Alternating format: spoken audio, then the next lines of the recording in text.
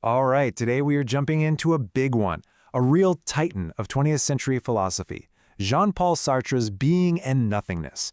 Now, this book has a reputation for being, well, pretty dense, but I promise you, the core ideas inside are absolutely mind-bending, and they're all about freedom, who we are, and what it even means to be human.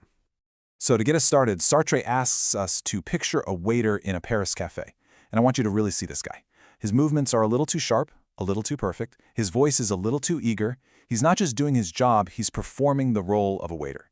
He is, as Sartre puts it, playing at being a waiter. And let's be honest, this hits close to home, doesn't it?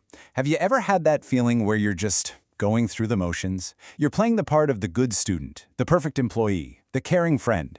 That sense of being just a little bit of a phony in your own life. That's exactly what Sartre is digging into. Now, this whole act, this feeling of playing a part, Sartre gives it a name. He calls it bad faith. But here's the twist. This isn't about lying to other people. It's about a much, much deeper lie we tell ourselves. So what is bad faith, really? Well, it's basically when we pretend we don't have a choice. It's when we let our jobs, our labels, our social roles define us completely. The waiter is in bad faith because he's convinced himself that he is a waiter and nothing more.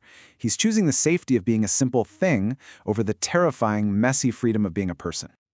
So, to really get why we fall into this trap of bad faith, we need to understand the absolute bedrock of Sartre's philosophy. He argues there are two totally different ways to exist in the world. On one hand, you have being in itself. Think of things, objects, a rock, a coffee cup. They just are. They're fixed, static, complete. But then there's being for itself, and that's us. That's human consciousness. We are the total opposite, dynamic, free, and always, always incomplete. Let's stick with that rock for a second.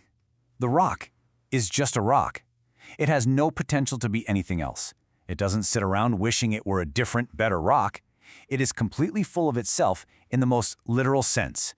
It simply is. But us, our consciousness, this is where it gets a little wild. Sartre calls it a nothingness. Now that sounds bad, right? But he doesn't mean we're empty. He means we are not a thing. We are pure possibility.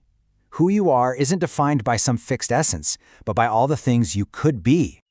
Okay, so we're not a thing, we're pure potential. That sounds pretty great, doesn't it? Well, hang on, because this single idea has a shocking, and for a lot of people, a truly terrifying consequence. This quote from Sartre just nails it. A rock, a being that is what it is, can't be free. It's stuck being a rock. Our freedom comes from the exact opposite. It comes from the fact that we aren't a fixed thing. Our freedom is born from that nothingness.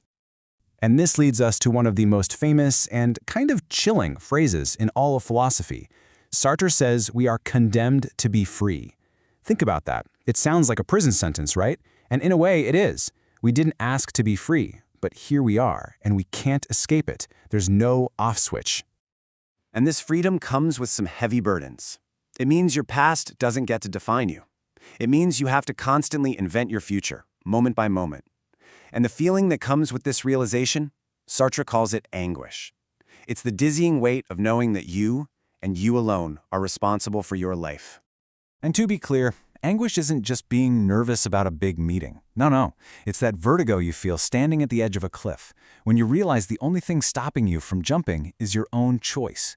It's the profound anxiety that comes from knowing you are the sole author of your life story. Sartre gives this really powerful, real-world example of a young man during World War II. He's torn. Should he stay home and take care of his mother, who depends on him completely, or should he leave to join the French resistance and fight for his country? The thing is, no ethical code, no religious text, no philosophy can give him the right answer. He has to choose. And in that moment of choice, he literally creates his own morality. So far, this has all been about you, alone with your radical freedom. But of course, we don't live in a vacuum. We live in a world filled with other people. And for Sartre, this is where things get really complicated. Imagine it. You're living your life, you're the center of your own universe, a being of infinite possibilities. And then, it happens. Someone looks at you. Sartre calls this powerful moment the look. The second another person's gaze falls on you, their consciousness tries to pin you down. It tries to turn your dynamic, free self into a fixed, predictable object. In an instant, you stop being the star of your own movie and become just an extra in theirs. You know this feeling. Think about tripping and falling in a crowded room. In that split second, your entire inner world just collapses. You're no longer a complex person with hopes and dreams. You're just that person who fell. Your possibilities feel frozen, captured by their gaze. Okay, so let's recap. We run away from our own terrifying freedom into bad faith, and other people are constantly trying to turn us into objects with the look. Sounds kind of bleak, doesn't it? So, what's the way out? How can we possibly live an authentic life? I mean, that's the million-dollar question, right? How do we break this cycle? Is there any way to be truly authentic when we're constantly tempted to lie to ourselves and we're constantly being defined by others? Is it even possible? And here is Sartre's big revolutionary answer. We're always told to find ourselves, right? To go on a journey of self-discovery. Well, Sartre says, nope, you've got it all wrong. There is no secret true self hiding in there waiting to be found. Authenticity isn't about discovery, it's about creation. So what does living authentically actually look like? Well, it means you have to acknowledge your absolute freedom, anguish, and all. It means you have to constantly resist that comfortable temptation to just hide behind a job title or a social label. You have to embrace the responsibility, and you have to recognize that you are literally building who you are with every single choice you make. When you strip everything else away, Sartre's message is incredibly stark and powerful. You are not your intentions. You are not your dreams. You are not your potential. You are what you do. You are, quite simply, the sum of your actions in the world. Nothing more, nothing less. And let's end on this final, empowering idea from Sartre. The world has meaning only because you are here to give it meaning. Yes, that's a massive responsibility to carry, but it also comes with what he calls the proud consciousness of being its author. You are the author of your reality. So, the question Sartre leaves us with is, what kind of story are you going to write?